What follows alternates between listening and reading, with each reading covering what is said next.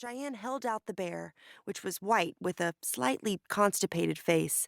She did a high, squeaky voice. "Push that little baby out. I want to meet my friend." Cheyenne was wearing so much perfume, Margo was almost glad when she went to sit in the corner and started playing competitive poker games on her phone. Poker Stars, that was her jam. She chewed gum and played poker all night long, stomping those jokers. That was what Cheyenne always called them, the other players. Jokers. There was a nurse who was rude and made fun of Margo's name choice. Margo named the baby Bodhi, like Bodhisattva, which even her mom thought was stupid. But Cheyenne slapped that nurse right across the jaw, and it caused a whole kerfuffle. It was also the time Margo felt most loved by her mother, and for many years to come, she would replay the memory of that slap and the perfect look of surprise on the nurse's face. But that was after the epidural and the whole night of being rabid dog thirsty, begging for ice chips, and being given a yellow sponge to suck on.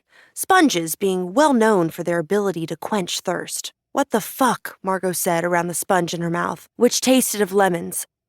It was after all the pushing and pooping on the table, and her OB looking so disgusted as he wiped it away, and Margo shouting, "Come on, you've seen it all before," and him laughing, you're right, I have, Mama. Now, let's have one more big push."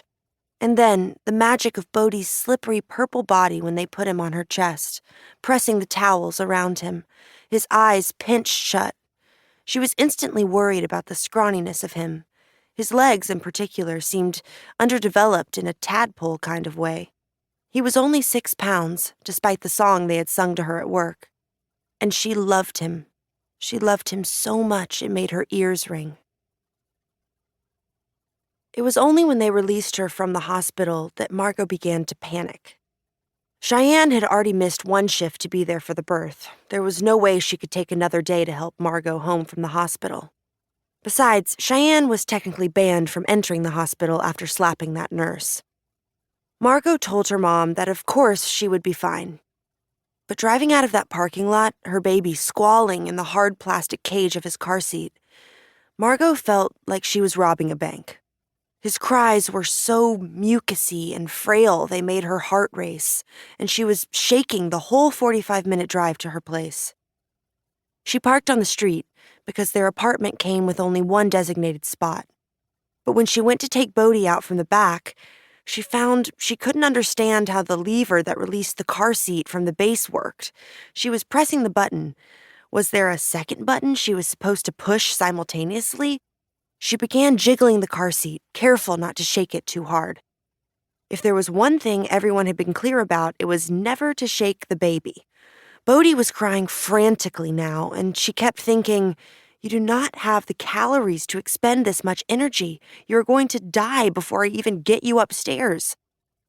After 5 minutes of straight panicking, she finally remembered she could just unfasten him. And after fumbling with the freakishly gigantic plastic clasp that went over his chest and pressing the stupid red button of the crotch buckle with the requisite superhuman strength, seriously, she pictured a family of rock climbers used to hanging by their fingertips off cliff sides, who then decided to design baby stuff. She freed him. But then, she had no idea how she was supposed to carry this tiny, fragile thing and also all her bags. Already, the stitches in her downstairs hurt like crazy, and she regretted deeply the vanity that had made her pack jeans to wear home from the hospital, though let the record show that they did fit.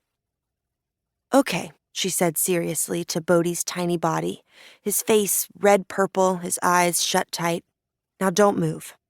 She set him down on the front passenger seat so she could slip the straps of the diaper bag and her overnight bag over her shoulders, crossed over her tits like bandoliers. Then she snatched up the tiny baby and waddled up the street to the slumped brown buildings of Park Place. They weren't exactly bad apartments, tucked away behind the excitingly named Fuel Up gas station. But compared to the cheerful, whimsically bright 1940s homes that lined the rest of the street, Park Place looked like an uninvited guest. As she climbed the outside stairs to the second level, she was terrified she would spontaneously drop the baby, his little form, like a Cornish game hen, spiraling downward toward the leaf-choked communal swimming pool. Margo went